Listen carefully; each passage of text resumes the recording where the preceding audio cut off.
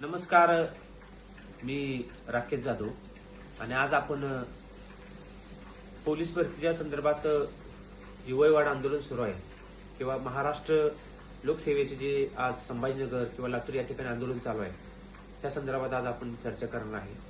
त्याच्यापूर्वी आणखीन एक महत्त्वाचे अपडेट की जे आदिवासी विकास भरती 2026 चौकीदार गट ड ह्याची सुद्धा एक्झाम या ठिकाणी पुढे गेलेली आहे।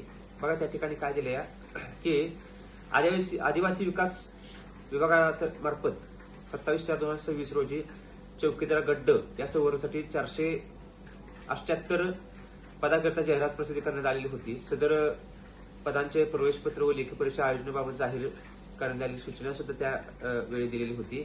11 जुलै ते 16 जुलै या दरम्यान या ठिकाणी कालावधीमध्ये ते वेळापत्रक प्रसिद्ध केलेले होते किंवा त्या परीक्षा पार पडणार होत्या। परंतु खाली काय दिले, परंतु बऱ्याच उमेदवारांनी महाराष्ट्र लोकसेवा आयोगाची परीक्षा असल्याने ती परीक्षा पुढे ढकलण्याबाबत विनंती केली होती। म्हणजे हा मुद्दा ह्यात मेन्शन काय केला आहे आणि चौकीदार या पदाची जी एक्झाम आहे ती पुढे सुद्धा त्या ठिकाणी गेलेली आहे। नंतर ती एक्झाम काही 15 दिवसांनी किंवा एका महिन्याभर त्या ठिकाणी ते एक्झाम होऊन जातील। पण सांगायचा उद्देश असा आहे की महाराष्ट्रभर एकीकडे महाराष्ट्र लोकसेवा आयोगासंदर्भात त्या ठिकाणी जे ऑनलाईन एक्झाम होणार आहे त्यासाठी आज संभाजीनगरमध्ये मोठा मोर्चा त्या ठिकाणी विद्यार्थ्यांनी काढलेला आहे। त्याच्या विरुद्ध जर तुम्ही विचार केला, महाराष्ट्र पोलीसमध्ये जे विद्यार्थी भरती होणार आहेत त्या वयोमर्यादेसाठी त्या ठिकाणी सुद्धा आझाद मैदान मुंबई या ठिकाणी आंदोलन सुरू आहे। अजून 22 तारखेला आंदोलन सुरू झाले, अजूनही सुरू आहे।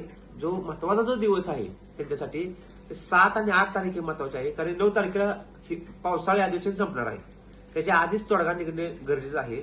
तुम्हाला माहिती आहे, आमदार रोहित पवार यांनी सुद्धा ट्विट केलेलं आहे की असं या ठिकाणी वयोमर्यादेमध्ये त्या विद्यार्थ्याला सूट मिळावी। किंवा आता तुम्हाला माहिती आहे, विठ्ठल कांगणे सर सुद्धा त्या जे आता संभाजीनगरमध्ये आंदोलन सुरू आहे त्यामध्ये सहभागी आहेत। अफाट त्या ठिकाणी विद्यार्थी भरपूर संख्येने उपस्थित आहेत। बघा, एमपीएससीचे विद्यार्थी या ठिकाणी त्यांना आंदोलन सांगायला लागत नाही की तुम्ही आंदोलन या, अशी वेळ आहे तशी या, ते काही सुद्धा त्यांना सांगायला लागत नाही। ते विद्यार्थ्यांना फक्त आंदोलन म्हटलं की आपल्या न्यायासाठी, न्याय हक्कासाठी भरपूर संख्येने त्या ठिकाणी उपस्थित राहत असतात। परंतु महाराष्ट्र पोलीस भरतीचे विद्यार्थी आहेत त्यांचे जे काही आंदोलन असतात या ठिकाणी विद्यार्थी संख्या खूप त्या ठिकाणी कमी असते। ह्याच्यासाठी खूप भरपूर कारणे आहेत। काही मुलांना घरात बसूनच वयवाढ पाहिजे असेल, काही मुलांना फक्त नुसतं असेच आयतेच घरात बसून त्या ठिकाणी काही गोष्टी पाहिजे असलेल्या, म्हणजे तसं चालत नाही। विद्यार्थी मित्रांनो, माझं एक सांगणं आहे की 7 आणि 6 तारखेला चांगल्या मोठ्या संख्येने त्या ठिकाणी या 2-3 दिवसात या ठिकाणी मोठ्या संख्येने आझाद मैदान मुंबईवरती त्या ठिकाणी तुम्ही हजर राहा।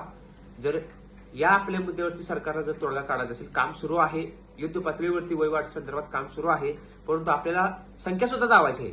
ती संख्या जर पूर्ण असेल, संख्या जर जास्त असेल तर त्याच्यावरती 100% तोडगा निघेल आणि तुम्हाला न्याय मिळेल। तुम्हाला माहिती आहे की मागल्या 2-3 दिवसातच त्या ठिकाणी महाराष्ट्र पोलीसमध्ये सांगितलं आहे की 15,000 जागा रिक्त आहेत आणि 15,000